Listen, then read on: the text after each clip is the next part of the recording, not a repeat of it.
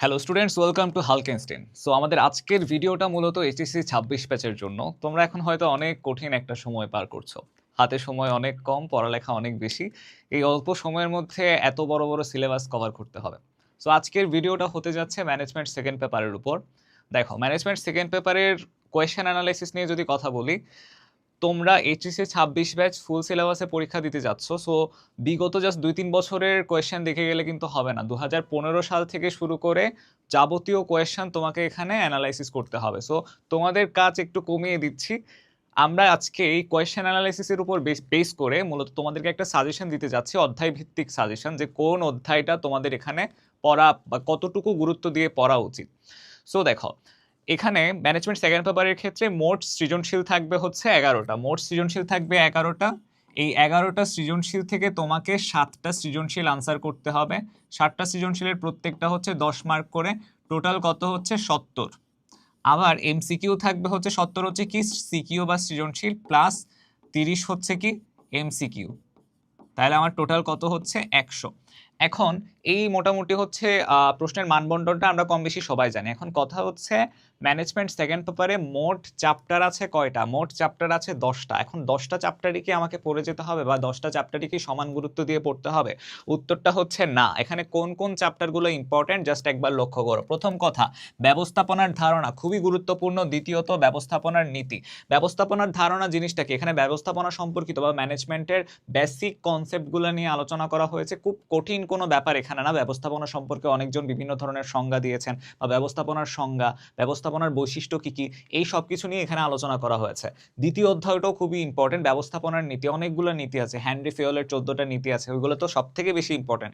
সব থেকে বেশি কোয়েশনে হেনরি ফিওলের নীতি থেকে আসে। তারপর হচ্ছে জোড়াময় শিকলের নীতি, দ্বৈত অধীনতা নীতি, এই ধরনের আরো কার্য বিভাজনের নীতি, এরকম আরো অনেকগুলো নীতি এখানে আছে।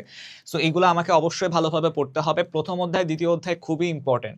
এখানে তৃতীয় অধ্যায়টাও ইম্পর্টেন্ট, পরিকল্পনা প্রণয়ন এবং সিদ্ধান্ত গ্রহণ। এখানে পরীক্ষায় আসে পরিকল্পনা প্রণয়নের ধাপগুলো বিশ্লেষণ করো, বা পরিকল্পনাটা কতটুকু যুক্তিযুক্ত হয়েছে, সিদ্ধান্তটা কিরকম হতে পারে, বা সিদ্ধান্ত নেওয়া উচিত সামনে, বা একজন ম্যানেজার হিসেবে তার ভূমিকা কতটুকু। সো তারপরে আসছে সংগঠিতকরণ। এই সংগঠিতকরণ চ্যাপ্টারটা একটু লেস ইম্পর্টেন্ট, এটা তুমি চাইলে স্কিপ করতে পারো বা একটু কম পড়তে পারো। তারপর আসছে হচ্ছে কর্মী সংস্থান। কর্মী সংস্থান খুব গুরুত্বপূর্ণ। তুমি কোন উৎস থেকে কর্মী নিচ্ছ, তোমার কর্মী সংস্থান করার অর্থাৎ স্টাফিং এর ক্রাইটেরিয়াগুলো কি কি, কিভাবে কর্মী সংস্থান করছো, সো প্রসেসটা কি কি অ্যাকচুয়ালি, এই সব কিছু থেকে কিন্তু কোয়েশ্চেন আসতে দেখা যায়। তারপর আসছে হচ্ছে কি 6 নাম্বার চ্যাপ্টারটাও ইম্পর্টেন্ট, 7 নাম্বার চ্যাপ্টারটাও এখানে ইম্পর্টেন্ট।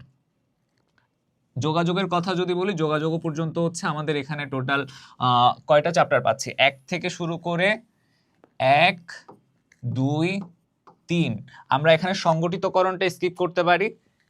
তারপর হচ্ছে কি 5, তারপর নেতৃত্ব অর্থাৎ হচ্ছে অধ্যায় 6, 7 এবং 8।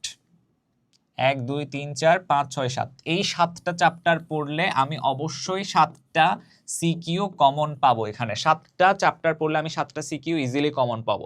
তুমি যদি চাও এখানের মধ্যে এই সমন্বয় সাধনটা পড়তে পারো, কিংবা নিয়ন্ত্রণটা পড়তে পারো। এগুলোর থেকে খুব বেশি কোয়েশ্চেন হতে দেখা যায় না, তবে নিয়ন্ত্রণ থেকে একটু কোয়েশ্চেন হয়। নিয়ন্ত্রণ থেকে মোটামুটি আসতে দেখা যায়। তুমি চাইলে নিয়ন্ত্রণটা সেকেন্ড প্রায়োরিটি রাখতে পারো। এখানের মধ্যে তুমি 2 স্টার লিখতে পারো, এই যেটাকে। বাকি এগুলো হচ্ছে এই 7টা চ্যাপ্টার হচ্ছে 3 স্টার টপিক। তাহলে দেখো, এখান থেকে বেসিক্যালি আমি যদি এই 7টা চ্যাপ্টার ভালোভাবে পড়ে যাই, এখান থেকে আমি ইজিলি 7টা সিকিউ অ্যান্সার করতেই পারবো। তুমি যদি এখন আমাকে বলো যে হচ্ছে ভাই আমি তো নবম অধ্যায় পড়ে ফেলেছি বা নিয়ন্ত্রণ পড়ে ফেলেছি অলরেডি এর মধ্যে, তাহলে এগুলো আর স্কিপ করে লাভ কি? কিংবা হচ্ছে আমি সংগঠিতকরণ পড়ে ফেলেছি, কিন্তু তুমি পড়ে ফেললো, তুমি এগুলাকে হচ্ছে সেকেন্ড প্রায়োরিটিতে রাখো অথবা সেকেন্ড স্টার দাও। প্রথমত এই চ্যাপ্টারগুলো কিন্তু তোমাকে অবশ্যই শেষ করতে পারে।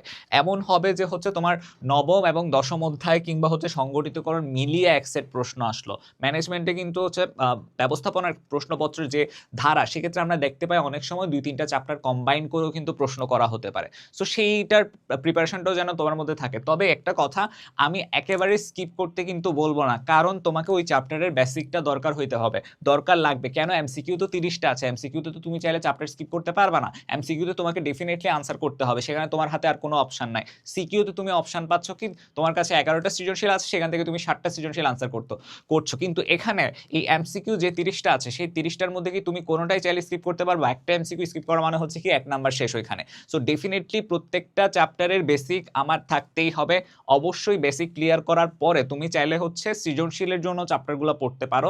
সেই প্রায়োরিটি লিস্টটাই তোমাকে আমি এখানে দিচ্ছি, যেখানে আমি 7টা চ্যাপ্টার ইনক্লুড করছি। চ্যাপ্টার 1 থেকে 8 পর্যন্ত কত নাম্বারটা বাদ দিচ্ছি? সংগঠিতকরণ আর 9-10 এইগুলাকে হচ্ছে যদি তুমি পড়তে চাও, এখান থেকে হয়তো বা একটা বা হচ্ছে দুটা বা বেশি হইলে 3টা সিকিউ এখানের মধ্যে থেকে আসবে। বাট তুমি যদি চাও এই 7টা সিকিউ যদি তুমি একদম এনশিওর করতে চাও, তাহলে আমি তোমাকে বলবো এই 7টা চ্যাপ্টার তুমি ভালোভাবে পড়ে যাও। কঠিন কিছুই না, ম্যানেজমেন্ট সেকেন্ড পেপার কিন্তু তুলনামূলকভাবে ম্যানেজমেন্ট ফার্স্ট পেপারের চেয়ে অনেক বেশি ইজি। এখানকার কোয়েশ্চেনগুলো আনসার করাটাও খুব সহজ, জাস্ট তোমাকে প্রশ্নে কি জানতে চাচ্ছে ওই বেসিকটা কি। যেমন হচ্ছে তোমার এখানে যদি বলি নীতির মধ্যে দ্বৈত অধীনতার নীতি বলতে কি বোঝায়, কার্য বিভাজনের নীতি বলতে কি বোঝায়, এই বেসিকটুকু যদি তোমার থাকে তাহলে কিন্তু ইজিলি একটা সৃজনশীল আনসার করে দেওয়া সম্ভব। একইভাবে দেখো কর্মী সংস্থানের কথাটাও তো বললাম, নেতৃত্বের মধ্যে অনেক ধরনের প্রকারভেদ আছে, যেমন হচ্ছে গণতান্ত্রিক নেতৃত্ব, স্বৈরতান্ত্রিক নেতৃত্ব, পিতৃতান্ত্রিক নেতৃত্ব। এই রকম নেতৃত্বের মধ্যে বা পিতৃত্ব সুলভ নেতৃত্ব, এই রকম নেতৃত্বের বৈশিষ্ট্যগুলা কি কি?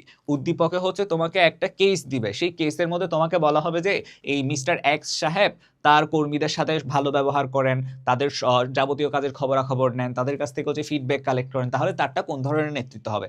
আমরা সবাই জানি সেটা হচ্ছে গণতান্ত্রিক নেতৃত্ব। আর তিনি যদি নিজের মতো করে সবকিছু করেন, কারো মতের তোয়াক্কা না করেন, তখন সেটা হবে স্বৈরতান্ত্রিক নেতৃত্ব। এই নেতৃত্বের প্রকারভেদ থেকে কিন্তু সবচেয়ে বেশি কোয়েশ্চেন আসতে দেখা যায়। তারপর আসে হচ্ছে প্রেষণা কিংবা মোটিভেশন, কাজের ক্ষেত্রে মোটিভেশন, অর্থাৎ আমি যে একটা অর্গানাইজেশনের পার্ট হিসেবে কাজ করছি, সেখানে আমার মোটিভেশনটা কতটুকু জরুরি এবং মোটিভেশনটা কিভাবে এনশিওর করা যায়, এই পার্ট থেকেও কিন্তু অনেক বেশি কোয়েশ্চেন আসে।